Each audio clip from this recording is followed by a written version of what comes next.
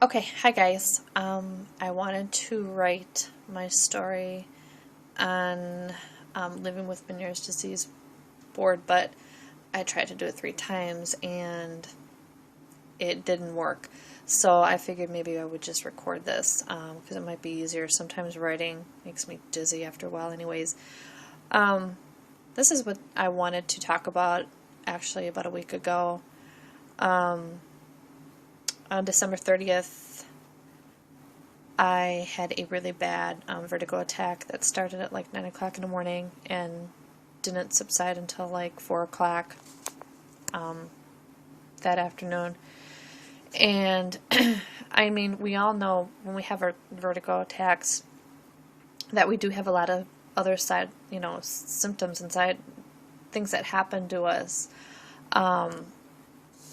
while we have an attack. And even after your attack, when the vertigo has pretty much subsided, but not all the way, we still don't feel good. And what people don't understand is it takes usually 24 to 48 hours to recover from an attack that lasts between 6 and 8 hours.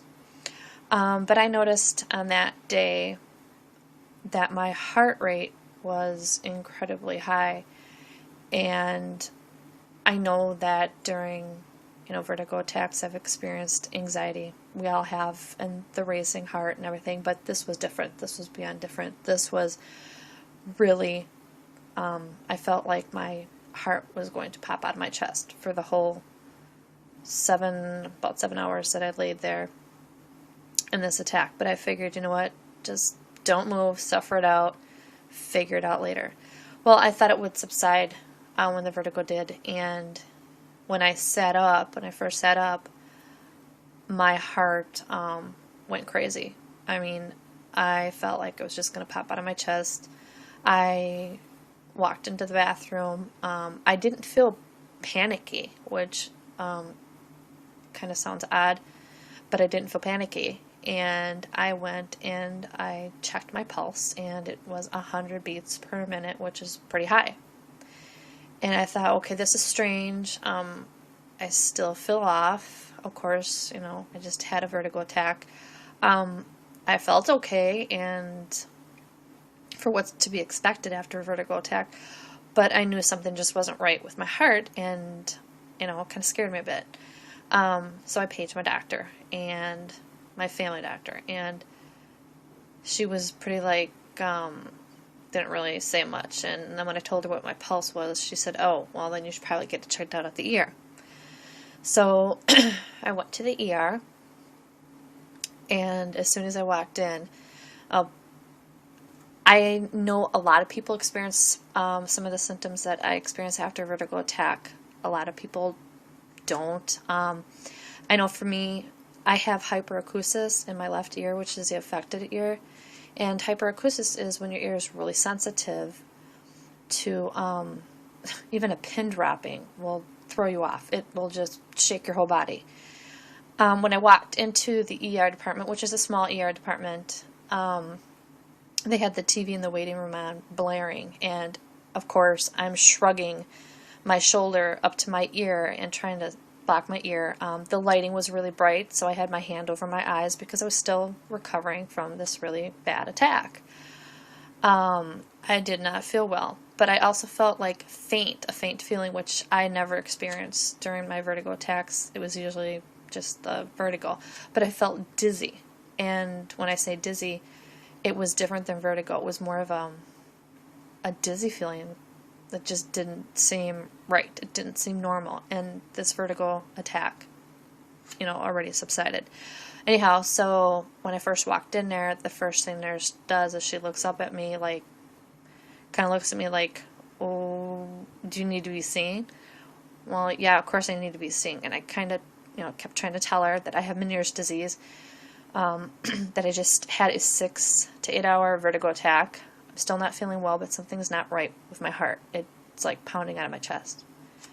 And then she kind of just looked at me and she says, well, okay, well, you need to go walk to the other side of the desk and go sit down and get registered. And I said, I can't. I don't feel well. My heart is pounding right now. I feel like I'm going to pass out. So they ignored me. my husband had to help me walk over to the chair, sat down.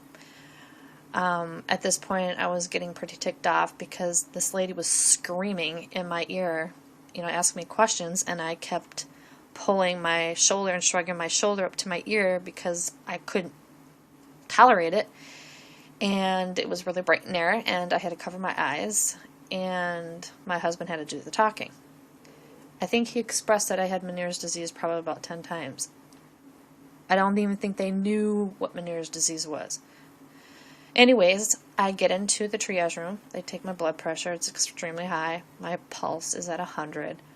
And she's shouting, the nurse is shouting at me, and I'm like, oh my God.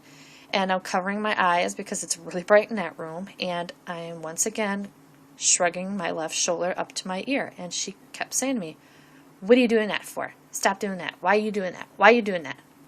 And I looked at her and I repeated again, I have Meniere's disease. I just fought a 6 to 8 hour battle with my body. I'm tired. I'm exhausted. I hurt. Well, obviously she went and told the doctor this, and the doctor pretty much made a diagnosis that I'll tell you about in a couple minutes. So make a long story short, what happened was they took me back to my room, and they took me in a wheelchair because I kept telling them I think I'm going to faint. And every time I stood up, now when I sat down, the heart rate went down, but when I stood up, the heart rate went completely crazy again. So they wheelchaired me back into the room, and I'm laying there, and they come in there, and of course they hooked me up to an EKG. They put an IV in me, but not the IV. They stuck the syringe, not the syringe, but they stuck the needle in there, and they capped it, and put the EKG in me, did my blood pressure, and a doctor walks in, another assistant doctor walks in, and there was 2 nurses in there, and a doctor standing at the foot of my bed, and I start to tell him what's going on. And the first thing that he asked was, after I explained what was going on, was what medications I was on. Well, right away when I said the word Xanax, well, that picture was priceless, because all of them just stopped what they were doing, looked at me, and the doctor says, well, I'll have to page your doctor. So they all just dropped what they were doing, capped my IV, turned around, walked out the door. I looked at my husband, and the first thing I said to him was, I said the word Xanax, it's over, they think I'm crazy, so I might as well just get up and leave. And then I sat there and I said to my husband, I looked over to the left side of me, and I said, because the blood pressure cuff was still on me, and the EKG was still hooked up to me, and that little thing that they put on your finger for your pulse was still on me to check your heart rate, and I didn't hear anything. And I said to my husband, I said, did they unplug that? And he said, yep. And I'm like, you gotta be kidding me. I said, yep. And he says, yep. And I said, yeah, it's because I said the word Xanax. So the first thing that goes through their head was, oh, she's in here because she's having a panic attack because she's a freaking nutcase because she's on Xanax. So doctor walks back in, and he said, oh, your labs are fine, talk to your doctor, need to follow up with her, so you're good to go. And I said, no, I'm not. If I stand up, my heart rate is going to go crazy, so you should probably hook me back up to this little machine and let me stand up. And he said, you're fine. Your test results your blood work came back. It's fine. You're fine. You can go home. There's nothing wrong with you. It's just probably anxiety. No, it's not. So anyways, he walks out. They all walk out. They just leave me. They just walk out. All of them. Just walk out. Shut the door. I look at my husband. I'm like, I'm going to get up, and the same thing's going to happen. So, lo and behold, I sit up to get dressed, and the minute I stand up, I fall back into the filing cabinet they had there, a cabinet full of all their stuff. And my husband comes over. He helps me get dressed, and I'm like, I feel like I'm going to pass out. My heart is going crazy right now, and I think I'm going to pass out. And he's like, let's just get the hell out of here. Obviously, they don't care about you. They didn't care that you told them you had Meniere's disease. They didn't care that you told them that you had a vertigo attack. They didn't listen to anything that you had to say. The minute you said Xanax, it was done. They had made their diagnosis that I obviously had mental issues. So I walk out the door, and my husband's holding me up all the way out. I'm barely standing on my own, and I'm walking out the door. I'm walking out the door feeling like I was going to die. So I get home, and I was really nauseous when I got home. Of course, I'm still trying to recuperate from this long vertigo attack. And as I'm lying there, I'm thinking to myself, oh my God, I feel like I'm going to throw up. I feel like I'm going to throw up. I feel like we're going to do this all over again. So, of course, I grab my Zofran that was prescribed to me not by my specialist, but by my family doctor. And it's 8 milligrams of Zofran. And I don't take Zofran often. And if I do, I usually cut it into 4 pieces, which is usually 2 milligrams is what I take. But that day, the vertigo was so bad and I felt so nauseous that I just took the 8 milligrams, and I didn't know any better, so put it under my tongue, and within 2 hours, holy crap, my heart, I swear to God, my heart was coming out of my chest. And the first thing I thought to myself was, it's the freaking Zofran. I'm having an allergic reaction to the Zofran. So I get up, 2 o'clock in the morning, 3 o'clock in the morning, I'm on the internet searching side effects of Zofran, and sure as shit, there it was. I have everything printed. Side effects of Zofran. It says get medical help right away if you have any of these side effects. Chest pain, slow, fast, irregular heartbeat, severe dizziness, or faint feeling. Oh, well, now I found out what the problem was. So after I suffered that whole night, what I did was, when was it? It was after New Year's, the day after New Year's. I decided to go pick up last week was, I went to go pick up my report because I was curious to see what this doctor had written in my report. And when I got the report from the hospital, I sat in that hallway and I read this report and I was heated. I cannot believe what was in this report. I actually went directly to the ER department, and of course nobody was there. None of the managers were there. They already left for the day. So I talked to a nurse, a staff head nurse, and I sat down and talked to her, and she was appalled. And so she took it to the chief of staff the next day, and he called me the next day, and I had to go over everything with him. And then today I had just talked to the ER manager, and of course, now everything is being changed. They have to change the whole report. What happened was they stated in here that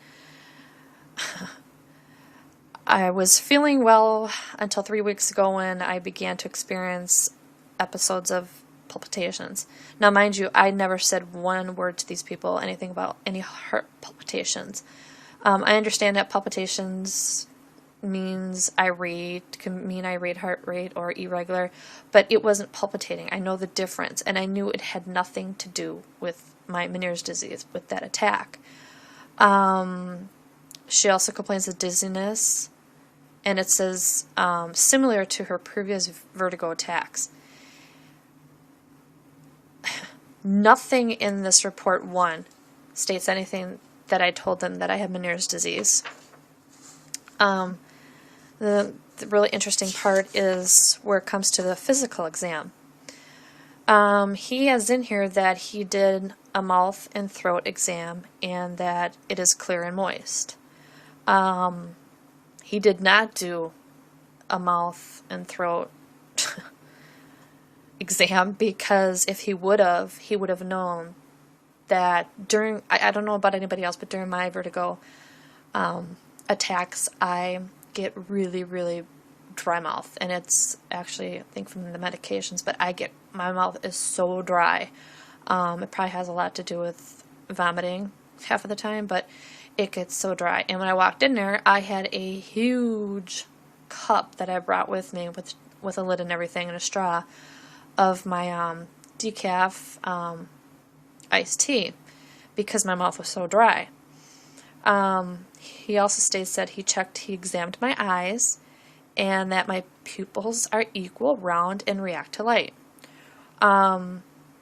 Well, that's impossible because anybody knows that even after you have your vertigo attacks right away, your pupils are completely dilated, and they go back and forth like, you see my finger, they go back and forth like this, your pupils. We can't see it, but other people can see it.